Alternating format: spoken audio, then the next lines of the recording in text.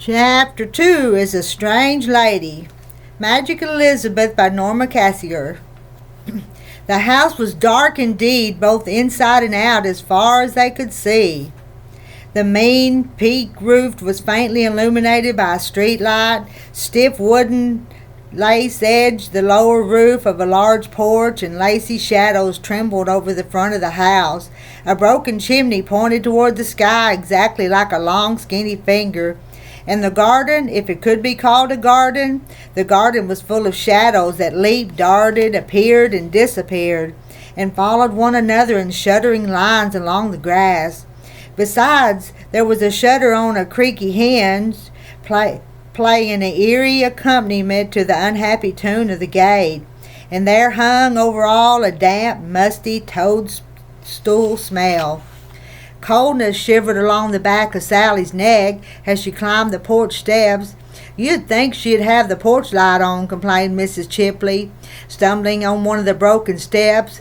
"What with her knowing we're coming and all, but never mind, maybe something's gone wrong with the electricity." Sally held her breath as Mrs. Chipley raised her hand and pulled the old-fashioned bell beside the door. "Bell works, though," she said. "Funny old thing, must be an old house, all right."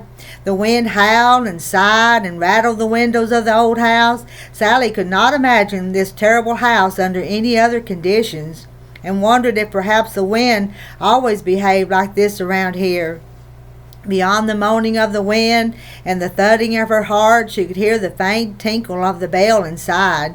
She could hear it echoing through what sort of rooms could be there beyond this door? How different her own house seemed to her at this moment. She could not seem to remember it except as bright and cheerful, with sunlight streaming in at the windows, and her mother singing as she worked in the kitchen or in her little sewing room with the bouquets of violets printed on the curtains.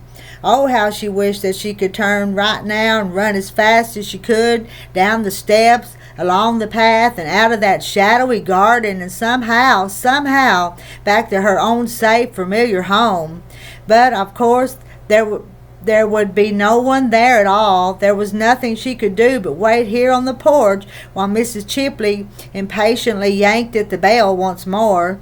Something moved inside the house this time. Footsteps were approaching the door. A light suddenly went on inside. "There, you see," said Mrs. Chipley triumphantly. She reached down and squeezed Sally's cold hand. But the big door slowly creaked open. Inside, standing in the harsh orange light from the overhead bulb, stood a very old lady. Her hair, pulled back from her wrinkled face, was gray, and she was dressed entirely in black. Though she was smaller than Mrs. Chipley by far, her face seemed very close to Sally, for she stood in a bent-over position, holding one hand pressed against her back. Sally blinked and stared up at her. It seemed to her that the lady was scowling down at them, though it may not have been that she was attempting to smile, an exercise which her face seemed unaccustomed to performing. The lady was perfectly still, except for the rippling of her black dress in the wind. She seemed... Let me show you.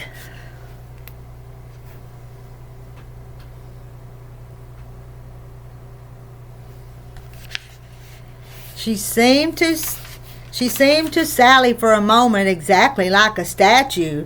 As they stared at each other, the lady raised a hand to her gray hair to protect it from the wind.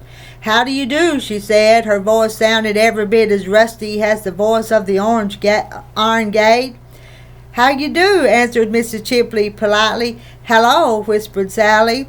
"You must be Miss Chipley," said the lady, and Sally," she added, looking down at her.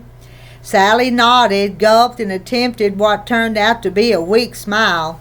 The thin, long-nosed face of the strange lady seemed to have settled ages ago into a permanent frown.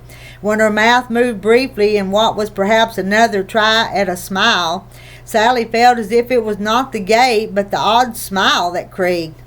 "Well, Sally, I'm your Aunt Sarah. You both better step in out of the rain. You'll catch your death out there." No, I'll be on my way back to the bus stop," said Mrs. Chipley. "Now I see Sally's going to be all right." she added rather doubtfully. She didn't like Aunt Sarah either, thought Sally. Yes, I've got a train to make tonight, what with my poor daughter sick and all. And oh, here's Sally's suitcase, everything she'll need for a few days. Pajamas and her toothbrush, a hairbrush, and a nice new pink comb. And we got her at the drugstore. Couldn't find the old one, though. We looked high and low. Yes, Mrs. Chipley, said Aunt Sarah, sounding impatient. Sally, take your suitcase and step inside, please. There's a draft from the door, and I'm afraid Shadow will catch cold. Shadow, wondered Sally. Who was Shadow? But she did not dare to ask. Thank you, Mrs. Chipley, said Aunt Sarah firmly, for Mrs. Chipley stood hesitating on the brink of the porch steps. Thank you for bringing Sally. She'll be all right now. A small tendril of hope sprouted in the region of Sally's heart. Maybe Mrs. Chipley wouldn't leave her at all. But goodbye then, honey, said Mrs. Chipley, moving impulsively back toward the door again and enfolding Sally in a comfortable clasp. Sally flung her arms around the plump neck. Oh, take me with you, she yearned to cry. Oh, please, but again she did not say it. Mrs. Chipley kissed her cheek and then straightened up, brushing at her own eyes as she did so. There goes old Mrs. Chipley crying. I'm that sentimental, she said to Aunt Sarah, who did not make any comment at this news. Mrs. Chipley bent to kiss Sally again and whispered in her ear, Don't you worry, honey. Everything will be all right. And Mrs. Chipley's hurry back as quick as you can. And Mrs. Chipley'll hurry back as quick as she can. Then pressing Sally's hand, she turned and hurried off down the steps into the rain and darkness. Aunt Sarah had not mentioned tea at all. Why didn't she, thought Sally angrily. Poor Mrs. Chipley. At least she'd like to have been offered some. All right, said Aunt Sarah sharply. Hurry in, please. Sally stepped hesitantly into the hallway of the strange house. The door swung closed behind her. From somewhere in the darkness, which seemed to fill all the house beyond the orange light, there came a most curious sound, a sort of bad-tempered yowl, which caused Sally to start in surprise and fright. This was followed by a petulant cough. There now, you see, said Aunt Sally. Poor Shadow's coughing. This house is simply freezing. Come here, Shadow. And out of the darkness into the pool of light there stepped a very large, very black cat. The cat narrowed its eyes at Sally, flattened its ears, and hissed. Is that Shadow? Asked Sally. Yes, said Aunt Sarah, that is indeed poor Shadow. The cat, golden eyes gleaming up at Sally in an unfriendly way, rubbed up against Aunt Sarah, who reached down to touch the top of its black head with her long, skinny fingers. With her stooped figure and her gray hair pulled tightly back into a bun, she looked just like a witch. One thin strand, perhaps loosened by the wind, Sally had brought in with her, straggled over her hollow cheek. Sally felt sure that she'd never be staying here if her mother knew what it was really like. She was suddenly terribly tired. It's the end of chapter 2.